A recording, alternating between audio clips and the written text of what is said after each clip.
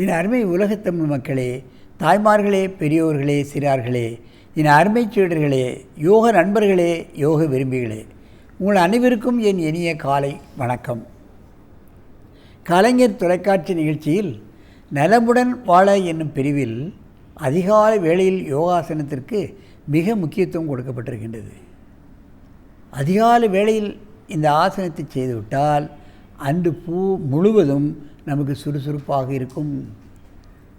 நமது வேலைகளில் தங்கு தடையின்றி செய்து கொண்டே போகலாம். சோர்வு ஏற்படாது, சோம்பேறித்தனம் ஏற்படாது.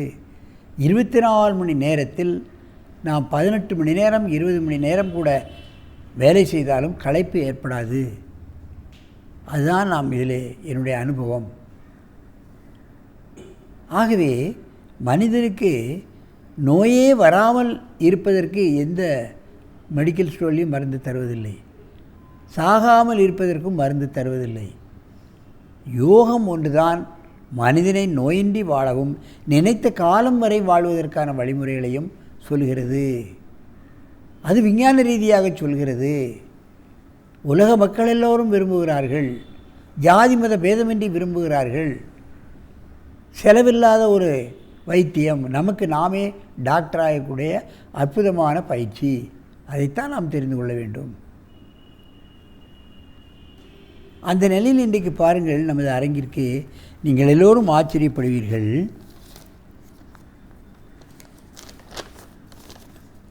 இவர்கள் கஸ்தூரி நாகராஜன், வயது 68. அவர்கள் ஜட்ஜ் டி நாகராஜன் அவர்களுடைய மனைவி.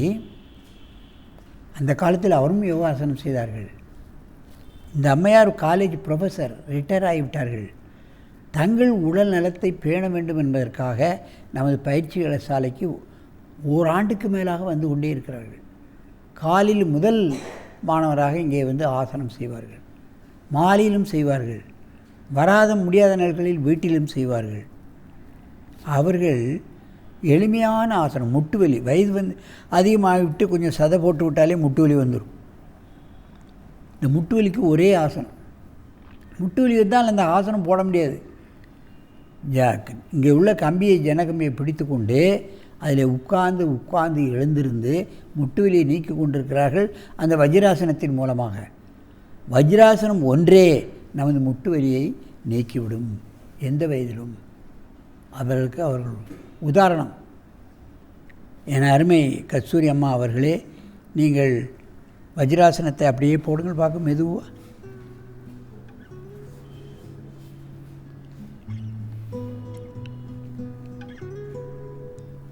எளிமையான ஆசனம். இதில் என்ன இருக்கிறது? ஆனால் முட்டுவலி உள்ளவர்கள் உட்கார முடியாது. இப்படி உட்கார்ந்தாலே உயிர் போகக்கூடிய வலி கத்துவார்கள். அந்த மாதிரி வலி வரும். இந்த ஆசனத்தை போட வேண்டும் என்று சொன்னால் என்ன செய்ய வேண்டும்? இந்த ஆசனம் போடுவதற்கு முன்னாலேயே வீட்டிலேயே காலை நீட்டி உட்கார்ந்து கொண்டு காலிலே முதலிலே ஐஸ் வாட்டரை விட வேண்டும். அப்புறம் வெந்நீரை விட வேண்டும். ஐஸ் வாட்டரை விட வேண்டும். வெந்நீரை மாறி மாறி டம்ளரில் 2 முட்டில் விட்டுறா முட்டு குறைவாகிவிடும். அங்கே பிளட் சர்க்குலேஷன் அதிகமாகிவிடும். ஆசனத்துக்கு முட்டு தயாராகிவிடும். அதான் இதனுடைய ரகசியம். முதலில் பச்சை தண்ணீர் ஊற்றும் பொழுது அங்கே உள்ள இரத்த நாளங்கள்லாம் சுருங்குகிறது. அடுத்தால வெந்நீரை ஊற்றும் பொழுது அங்கே உள்ள இரத்த நாளங்கள்லாம் விரிவடைகிறது. ஆகவே இங்கே பிளட் சர்க்குலேஷன் அதிகமாகி 2 மூட்டுக்களுக்கு இடையில் உள்ள ஜவ்வானது மீண்டும் விரிவடைந்து விடுகிறது. 2 எலும்புகளும் ஒட்டாது. அது ஒட்டினாலும் தேஞ்சாலும் வலி வராது. முட்டை புதுமுட்டு வைத்தாலும் கூட கொஞ்ச நாள் தான் அவர்கள் ஆரோக்கியமாக இருக்கிறார்களே தவிர திரும்பவும் வலி வந்து விடுகிறது. ஒரு காலுக்கு நம்ம ஆப்ரேஷன் பண்ணோம்னா 3.5 லட்சம் 4 லட்சம்.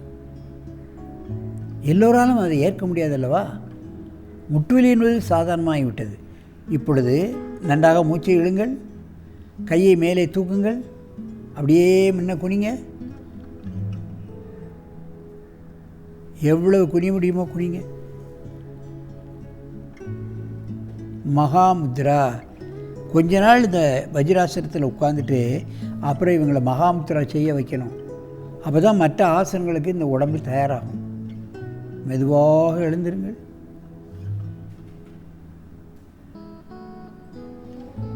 அப்படியே இடது பக்கமாக திரும்புங்க. முட்டில் கை வச்சு நிமிர்ந்து நல்ல மூச்சு விடுங்க.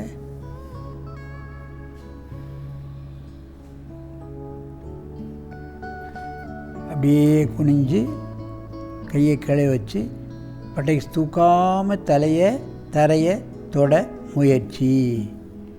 இதில் பாருங்கள், உடலை 3ஆக வளைக்கக்கூடிய சந்தர்ப்பம் நமக்கு கிடையாது. 1 2 3 3ஆக வளைச்சாச்சு. 72,000 நாடி நரம்புகளும் குலைவாயிரும். உடம்பு டைட்டாக இருக்காது, லூஸ் ஆயிரும். உடம்பு டைட்டாக தான் நடப்பது, பச்சுப்பிடி ஏறுவது, இவைகளெல்லாம் நமக்கு கஷ்டமாகி விடுகிறது. ஜாயின்ட்ஸ்கள் எல்லாம் இறுகி போய் விடுகிறது. இந்த ஒரே ஆசனத்தினால நல்ல ஆரோக்கியத்தை பெற முடியும் வயோதிகர்கள். ஏன் இப்பொழுதெல்லாம் குறைந்த வயதுள்ளவர்கள் கூட முட்டு வலி வந்து விடுகிறது. அதிகமாக ஓட்டப்பந்தயங்கள், அதிகமாக விளையாட்டுகள் இதில் ஈடுபடுவர்களுக்கெல்லாம் முட்டு வலி வந்து விடுகிறது. மெதுவாக எழுந்திருங்கள். நன்றாக மூச்சு இழுங்கள். மூச்சு இழுங்க. மீண்டும் ஒரு முறை கையை உயர்த்துங்கள். வயதாகிவிட்டதே, நமக்கு ஒன்றும் செய்ய முடியாது என்று நினைக்காதீர்கள். வயோதிகத்தின் மேல் தானே நமக்கு இயலாமை வந்து விடுகிறது, நோய்கள் பல வந்து விடுகிறது. அப்பொழுதுதானே செலவு அதிகமாகிறது. என்ன செலவிட்டாலும் முழுமையான பலன் கிடைக்கவில்லையே. இது போன்ற ஆசனங்களை செய்தால் நிச்சயமாக நமக்கு நல்ல பலன் கிடைக்கும். குறிப்பாக நீங்கள் மாமிச உணவை சாப்பிடக்கூடாது. மாமிச உணவை சாப்பிடாமல் இருந்தாலே நமக்கு நோய் வராது. நோய் வந்துவிட்டாலும் அப்பொழுதாவது நீங்கள் நிறுத்திவிட்டால் முதல்ல ஒரு 50% நீங்கள் குறைந்து விடும். அப்புறம் பயிற்சி செய்யும் பொழுதே மீதி 50% சரியாகிவிடும். வெஜிடேரியனுக்கு ஒரு வாரத்தில் வரக்கூடிய ஆசனம் நான் வெஜிடேரியனுக்கு 6 வாரம் ஆகுது. அந்த டைட்னஸ், நாடி நரம்புகளெல்லாம் கொழுப்பு போய் குனி விடாது, நிமிர விடாது. அது தவிர நான் வெஜிடேரியன் சாப்பிட்றவங்களுக்கு கோபதாபங்கள் வருகிறது, மிருக குணம் வந்து விடுகிறது. மெதுவாக எழுந்திருங்கள். நன்றாக மூச்சை இழுத்துக்கொள்ளுங்கள். ஆகவே வயோதிகர்களே, முதியவர்களே, இயலாதவர்களே, நீங்கள் இதுபோன்ற ஆசனங்களை அனுதினமும் கடைபிடித்து நீங்கள் என்றும் ஆரோக்கியமாக வாழ வேண்டும் என்று கேட்டு உங்களிடமிருந்து விடைபெறுவது ஆசனம் ஆண்டியப்பன். வணக்கம்.